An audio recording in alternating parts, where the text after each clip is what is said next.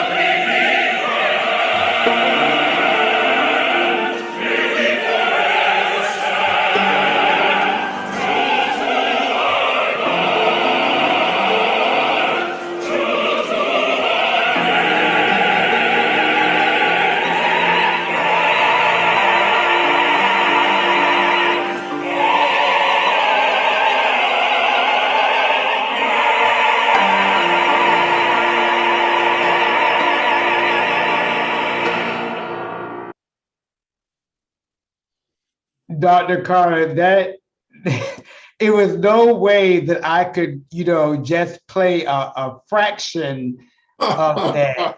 I had to go ahead and just play the whole thing. So that chorale section, that gets me every time. Yeah, that was a very special. Listen, thank you for playing that through. I know about this the performance, and I've seen it, but I rarely watch or listen to my own performances of my own music. I don't know. That's one of those things I've had. But this, I got all the way through this and could barely. I had to go get a handkerchief because I started crying. The roll call of the artist. I'm so blessed. Thank you for playing it for me. And the images throughout the whole production.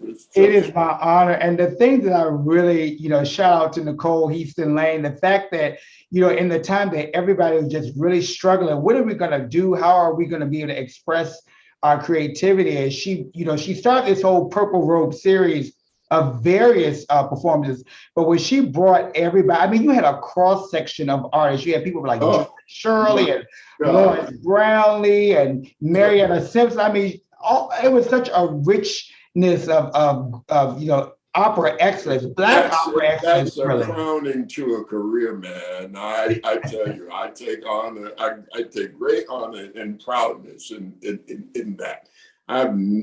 Wow. So thank you so much for allowing us to share that moment with you. I want to go a little bit back because when I do these interviews, I like for a person, to approach it as if, they're meeting you for the first time. They don't know your background. So I want you to really, if you can, maybe, and I know it's kind of a lot for me to ask to say in a nutshell, but do it however you feel free. Like, what was your earliest introduction to music, and then how did you kind of know that like choral music was like your niche? Well, that could be a while, but I'm going to try to hit the highlights of all of this. Actually, I started playing. My mom tells me that I would come home from church at the age of 4. And would climb up on the piano stool, which was there was always an instrument in my house. My brothers and sisters had studied before me, but I would climb up on the stool and try to play what I had heard in church. And of course, mostly that would be hymns, spirituals, and gospel music. So she decided that there must be a little talent there. So she started me with lessons, not until I was 6. And I started piano lessons at 6, and I started playing for my first church Sunday school for 50 cents a Sunday in Chattanooga at the age of 8. So I had my first church job when I was 8, playing for Sunday school, and developed my own choral group, actually a group of guys who were all about my age, called the Crusaders Chorus. And we would sing at what probably most of your audience would not understand, but we would sing at silver teas on Sunday afternoon. And silver teas were things that church organizations would have with frappe, sherbet and ice cream, and the pink and yellow little mints and the peanuts. These were church events on Sunday afternoon. And the silver, of course, were the coins they would donate to the organization during that. So that's where my career, the church was a venue for performances for me and the development of my career. But going on through high school and junior high school, I played chorus and assistant chorus, even as a young student. I had my church choir at 15, senior choir, actually.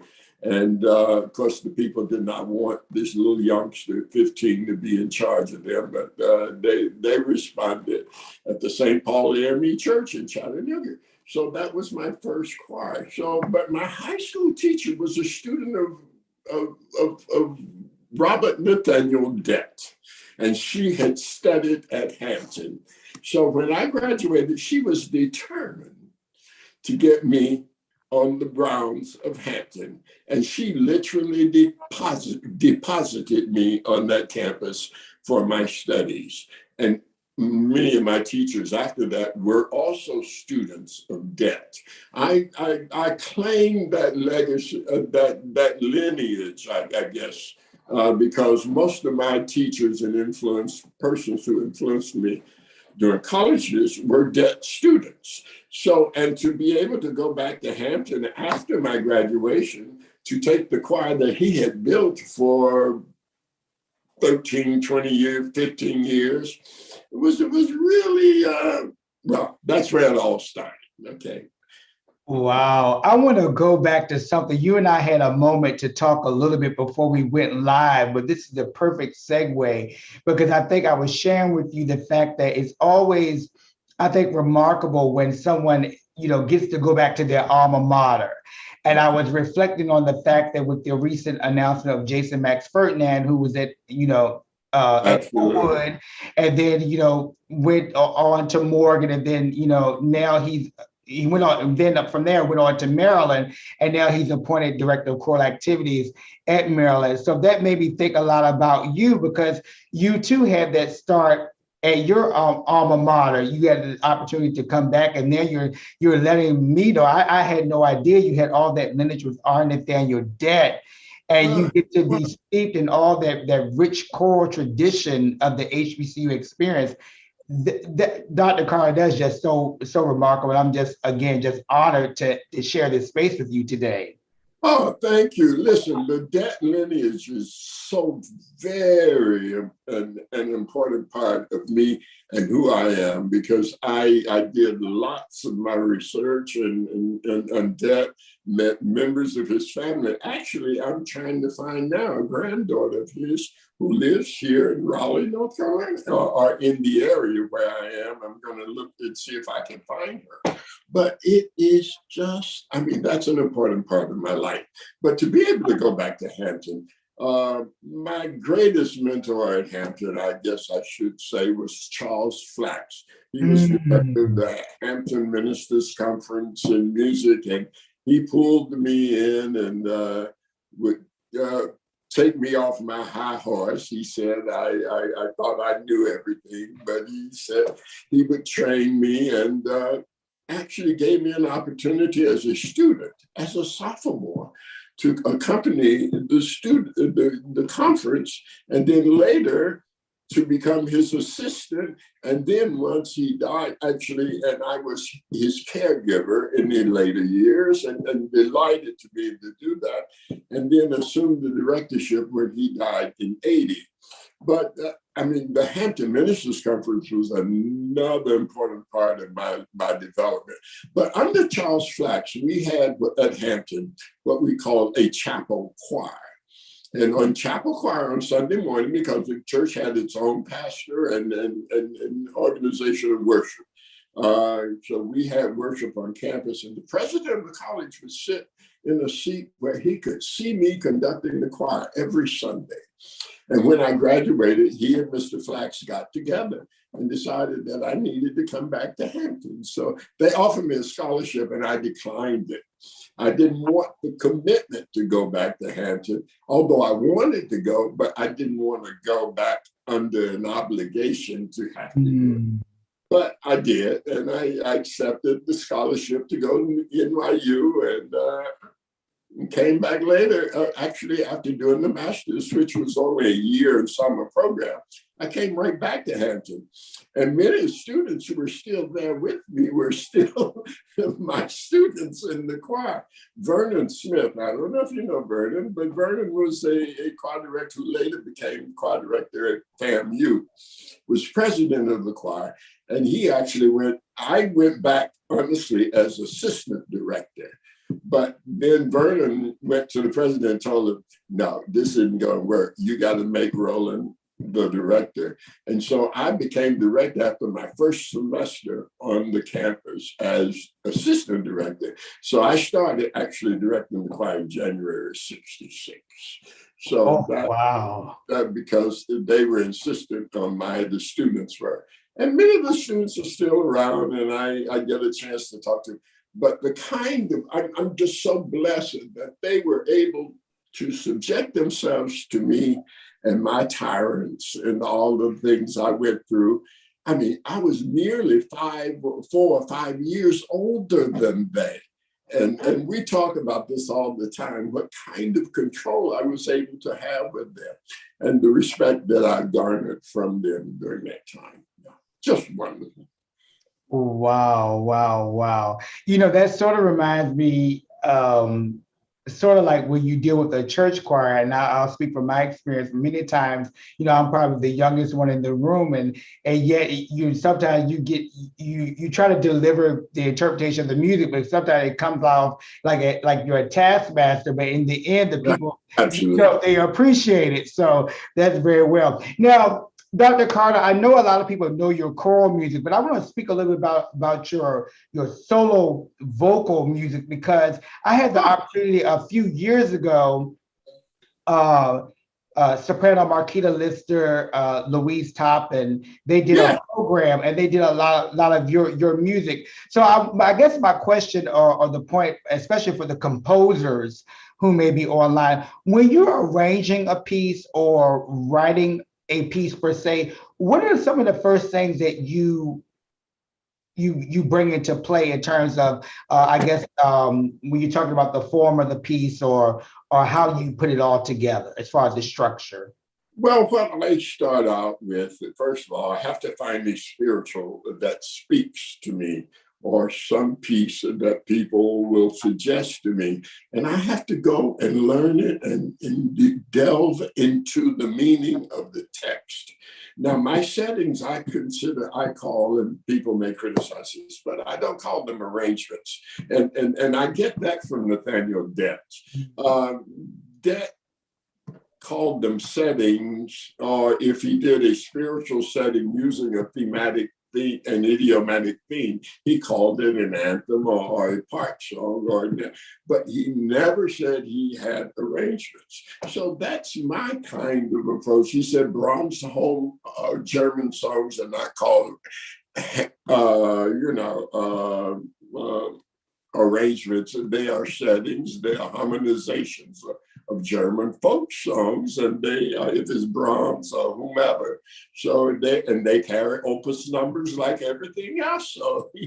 So and of course he was influenced very much by the Dvorak thing, that the statement that was made to Burley through Burley and all of that we should use our own music, American music, and understand, I know they're Negro spirituals, but they are indeed American music, and I love that. And so I use the music, and to me, they become art songs. So, and my love and playing for singers, I've been accompanist, I got to know accompaniments, and I start making the relationship between singers and the instrument. So the words become important. So I try to paint pictures and words. I let the words deal with me. And then I may alter a theme. What I'm concerned with, and I shouldn't say this on this road, that somebody's going to talk about me, but I'm concerned that many of our young teachers, our young arrangers, are doing what we call covers of arrangements of some of our older arrangers, and I'm sorry, I shouldn't say that.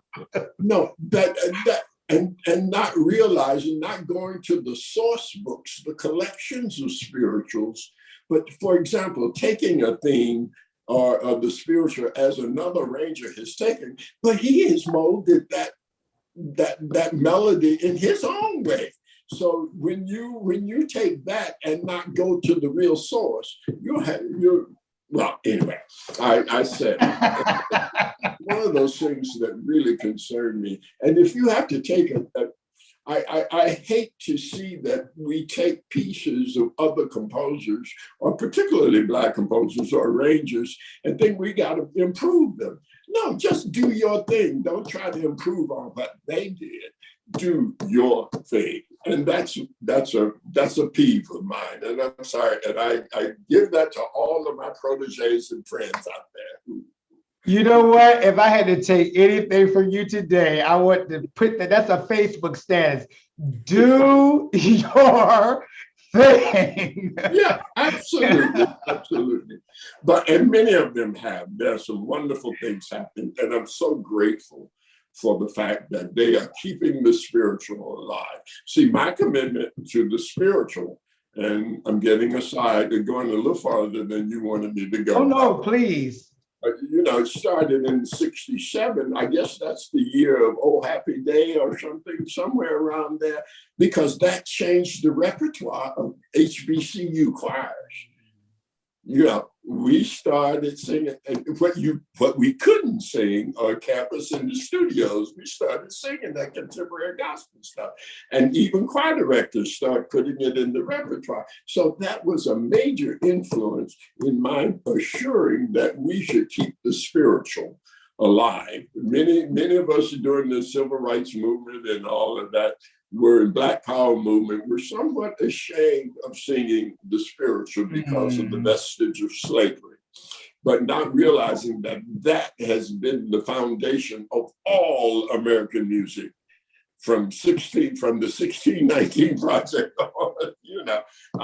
We started American music, and that's important for us to be proud of in that regard. But my settings are what I call art songs, and that's where I have had the delight to do and paint the words with my accompaniments. Well, thank you so much, and I hope that the people who are on the composing side or arranging side, got that. But I really got the point that you made, and that's across the board. Do your thing. Yeah, absolutely. Absolutely. But listen, and if you don't mind me sharing this, because you and I talked about this, you're approaching a big birthday, and. And you're still doing all these great things. Before we come back to the birthday piece, I want to talk about the fact that you're currently doing a residency with the North Carolina Master Chorale, and you have a series of things going on that you're still involved with right now. So talk to us a little bit about that. Well, I was invited back in the fall to commit to a concert and residency with the North Carolina Master Chorale. That is the organization, the choral organization, which is part of the North Carolina Symphony. So, and they have other subgroups, a chamber choir and all of that within that. And a friend of mine was a member, and she always wanted to have a person come and talk about the spiritual. So she recommended me. And Maestro Al Sturgis invited me to come, and it was going to be a project with the one of the local Black colleges, North Carolina Central, here in this area.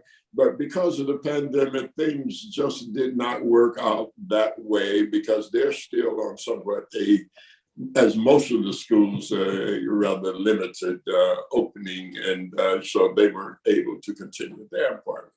But I was able to come, and actually the concert was planned in January and was canceled. But I backed out actually in December. I changed my mind about coming because I wasn't comfortable with the COVID situation at that time. And then finally they changed it. And so now it's April and I'm here. So I'm glad I'm doing that. So that's what that involved, the rehearsal of 4 of my pieces with the chorale. And then it involved a session today with a high school, with the Riverside High School Choir. And or I guess I should just say the men of the Riverside, the way the schedule was, the male sections of the Riverside High School Choir in Durham. And tomorrow will be another rehearsal and workshop and performance, the performance.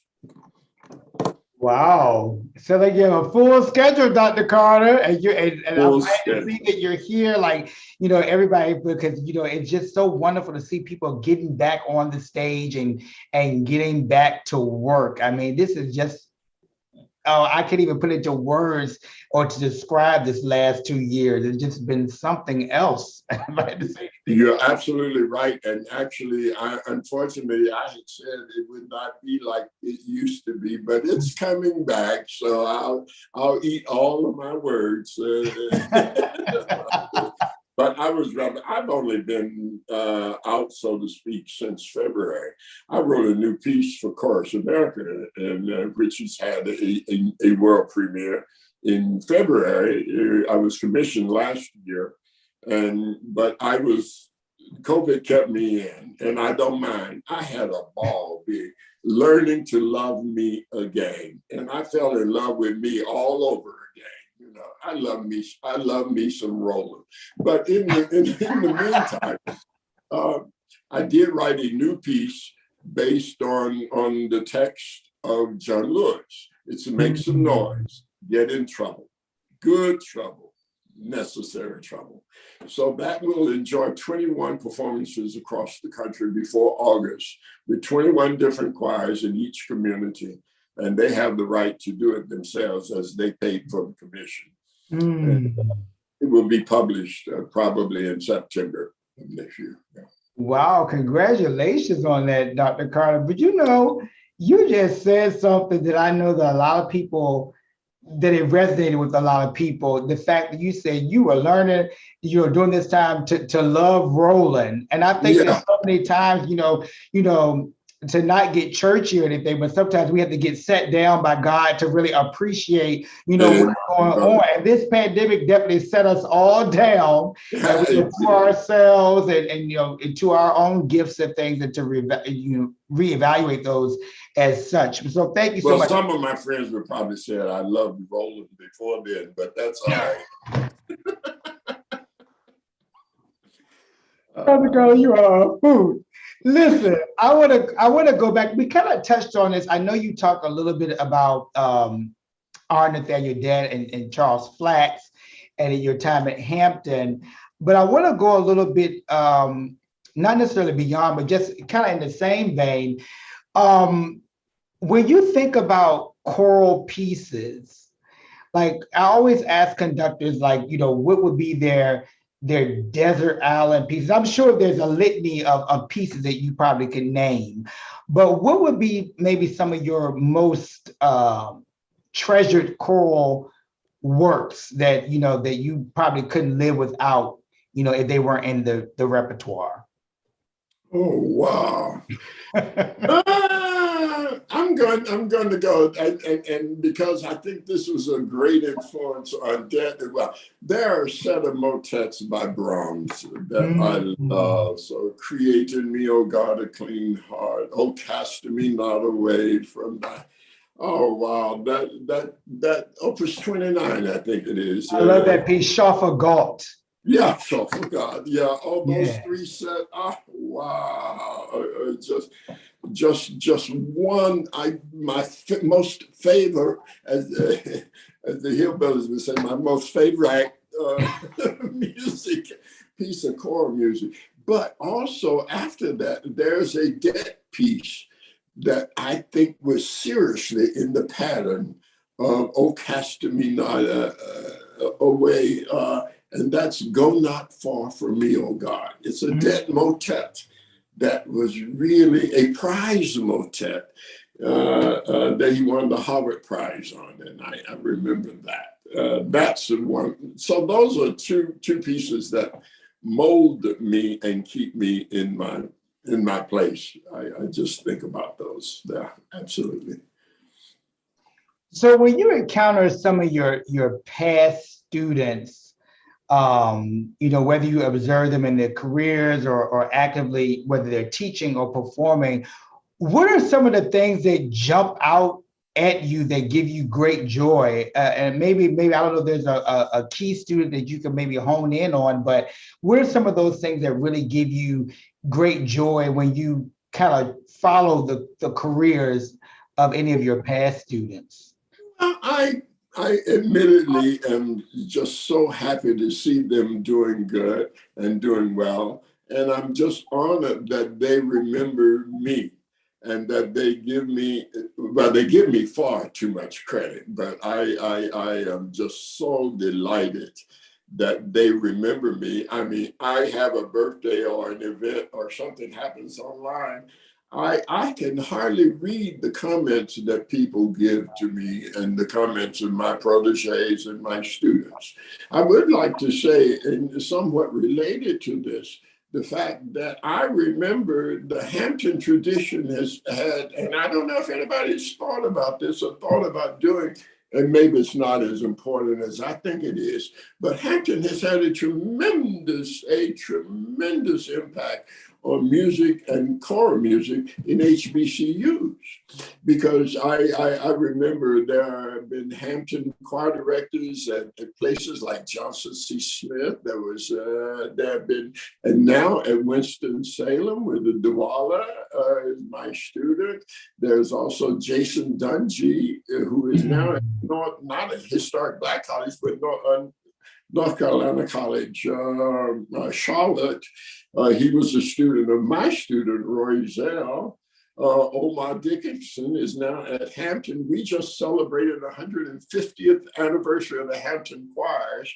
And to think about the choirs, only 150 years old, and I've been associated with the choirs for 60 years, 6 decades. So that sort of through Roy Zell and Omar Dickinson also. So there are wonderful things happening. Vernon Smith was at FAMU.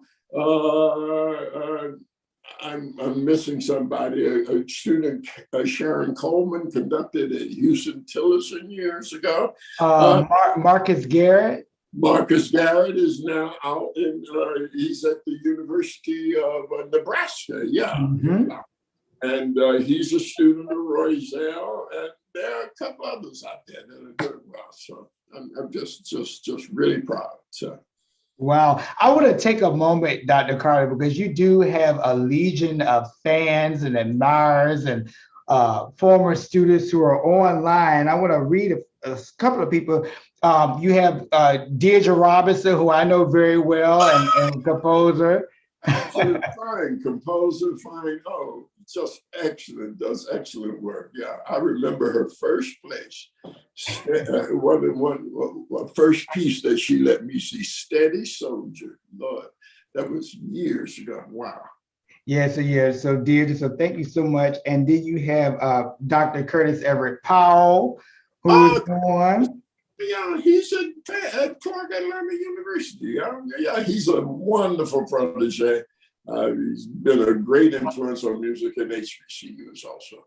And you have Dr. Denise Payton from Fayetteville State University. Oh my goodness, Denise's right down the road here from me. I hope I'll see you on Saturday at the concert. Yeah, so you have the people on here. There's a few others. Wait a minute, I think. I thought I saw somebody else. But with these, like you said, these comments be rolling. It's hard. I almost need a social media manager to be managing all the comments as they go. But those are just a few. But you have a great number of people on. But as we wrap up our time, I feel like I could almost just talk to you, forever, about your career. And I just think about how gracious. And maybe that's a point we should just talk about too, because every time, Dr. Carter, I encounter you, you are so gracious, and not just to me, just everybody who you encounter. And I mean, I guess I'm about to answer my own question. Just ask this. I just wonder, where does that come from? Because every musician, in my opinion, in my little humble opinion, don't necessarily have that gift.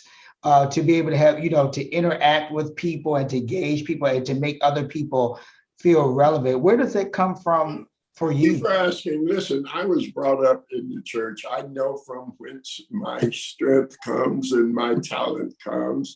And I have to recognize that it's not of my own doing that I do things, or that It's because of my friends and my colleagues and my students.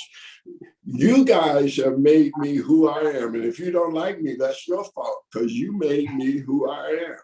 no, in all seriousness, I am who I am because of other people, not because of me. So, and I thank God. I think my friends and colleagues and those who encourage and support me are indeed a manifestation of God's love, and affirm that He continues to bless abundantly. So that's where it comes from. I'm honored by that. Thank you. Oh, you are welcome. And just as we wrap up, I want to pose this question to you. You certainly have a celebrated career as a conductor, head of music departments, professor, et cetera, et cetera. But in respect to the career of music, if you had to offer, and you don't feel like you have to rush, you can speak on this topic as long as you wish, because I think that someone needs to hear it. If you had to offer advice to someone aspiring to be a professional musician, what are some of the things that you will offer forth, to them to consider? Well, as a performer, I think one of the most important things that a person must be able to do is to execute, of course, all the technique and all the correct notes, but playing the right notes and dynamics and tempos does not necessarily make music. You've got to take the music off the page, let it speak to you. And that's one of the things I know we have stylistic things we must observe, but they must be observed in terms of what the music says, not what the music does, and that's the important part to me. Also, to my educator friends, I like to refer to Hampton's motto, education for life. I had a teacher who would ask me as a youngster, or she would pose to student teachers, what do you teach? And we would all name our subject, music. She said, you do not teach music, you teach students music. And we've got to understand and remember that it's about teaching life. Let the music extend beyond the page. Let the discipline become a part of life. Teach life-giving, lifelong life learning through music, not just music. Wow. And as you were talking, I was inspired. I know I said that I was wrapping up, but I was inspired to bring up another point, and then I'll try to come to a close. But I always tell people, sometimes we're eager to be a part of something, but I always say, create your own platform, create your own platform. And the reason I'm even bringing that up, because I think about you and Marvell Publishing and how you self-publish your music. You didn't have to wait for anybody to say, I mean, don't get me wrong, it's a credit when you have other publishers that seek out your work, but when you can create your own platform and promote and produce and publish what you wish, I'm sure that gives you great joy too. So could you maybe talk about let me very quickly, that was a necessity, because at the time, remember now, I thought people had stopped. I would send my things to publishers, and they would send me back that form letter saying they're not interested or anything, and because there was a lull in the publication of spirituals. So I started Marvell, not just for me, but for the number of friends I had who were writing music. And so that's where I came through. And since I was doing the ministers' conference, I could recap some of the costs through selecting music for the ministers' conference and putting their things out in front. I published Marvin Curtis, Willis Barnett, Don Lee White, Wendell Whalum, and a whole lot of other people had their Eugene Hancock. But I'm happy to say that Marvell, this was prior to the GIA Heritage Series. They came along after that and started, and I'm grateful for what they've done in that regard. And now, what Walton Music is now publishing the Marvell catalog. So wow, look at that. is a part of GIA, and I kind of avoided doing the heritage series with my things. I shouldn't have said that, I guess, but but no, I want it because sometimes when we see things heritage or Black, or when people see things, they think it's for heritage, it's for Blacks, and not embrace the broadness and the application of that to people. So I'm delighted that Walton picked up on my music. Dr. Curtis, you mentioned Dr. Curtis was one of your publishers, so that was fresh in my mind. So please forgive me. Dr. Carter, thank you so much. I mean, this conversation, as I mentioned, is long overdue. We've seen each other in passing, and I always say, I want to interview you, but it finally connected. And this has certainly been nearly an hour. I must say one other thing before. Okay. I spent 6 wonderful years as president of the National Association of Negro Musicians. And I encourage all of my brothers and sisters, Black, white, whatever color you are, please support that organization. It has an important role now. And I'm a proud member, and I must echo, yes, that's a wonderful organization, National Association of Negro Musicians. If you don't know about that, please research it. And many of the people watching are members of the organization, so definitely support that.